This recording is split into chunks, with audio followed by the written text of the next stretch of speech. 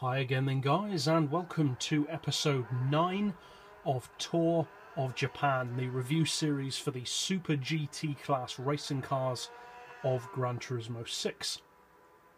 And in this episode we're featuring the lower of the two Autobax Garaiya JGTC models. Both cars are of course GT300 class vehicles, but this one is the, on paper, lesser of the two. It's the 2003 version of the Garaiya. Slightly different visuals, slightly different bodywork, a completely different engine, and significantly different specs.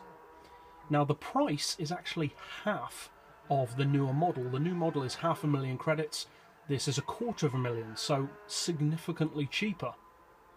But it is of course a non-premium model, so you don't get the detailed interior and the graphics aren't quite as good.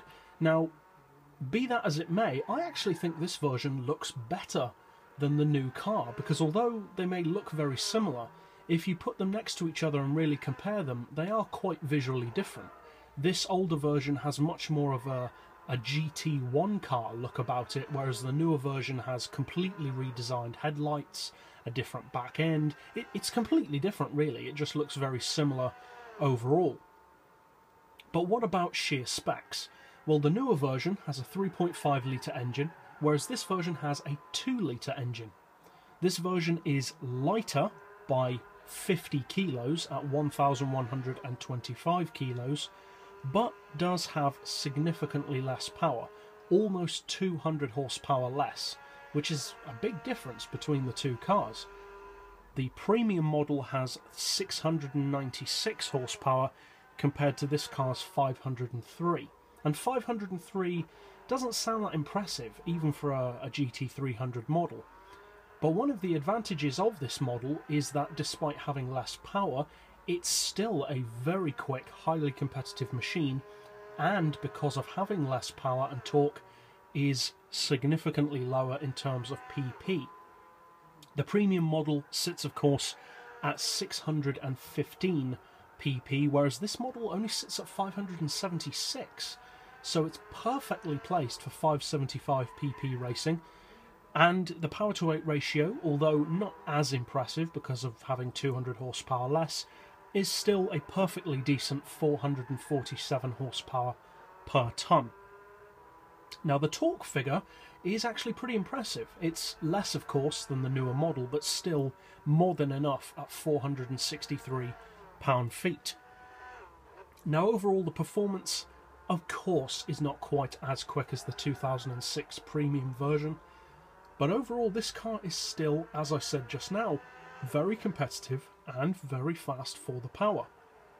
At 503 pp it is one of the much lower JGTC models when fully tuned, but the performance that you get from that level of power is actually superior to some of its bigger, more powerful rivals. The top speed is still over 200 miles per hour, the acceleration is still very strong, and the handling actually, I would say, is even better than the 2006 premium model. Now both cars handle extremely well, but I would say this one does handle better. It's more grippy, and having less power, although obviously that would make it have better handling because it's got less power to deal with, it goes beyond that. The handling is outstandingly good on this car. It feels more like a mini Le Mans car, whereas the newer version feels very much what it is, a extended body sports car of very compact proportions, and as such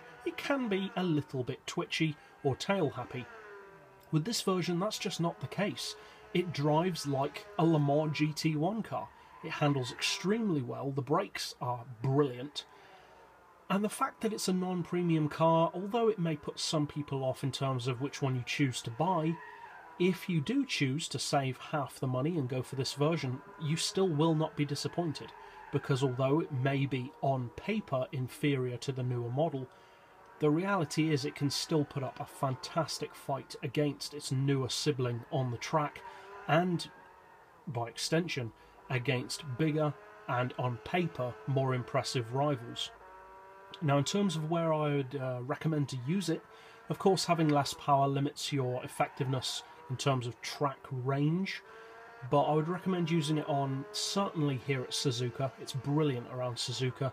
Potentially also tracks such as I've mentioned with some of the other cars, Laguna Seca, that kind of track, potentially Sierra as well, because although it does have less power, it does still have more than enough top speed for higher speed tracks. Not necessarily full top speed tracks like Le Mans, of course, but tracks like Sierra where you predominantly need handling, but top speed of course does come into play. And for those kind of circumstances, as well as just pure handling tracks, this car actually does really, really well. So for $250,000 credits, it's one of the cheapest JGTC models, and it will serve you extremely well if you do choose to buy it. So that's it for this review. I'll see you guys next time, and as always, thanks for watching.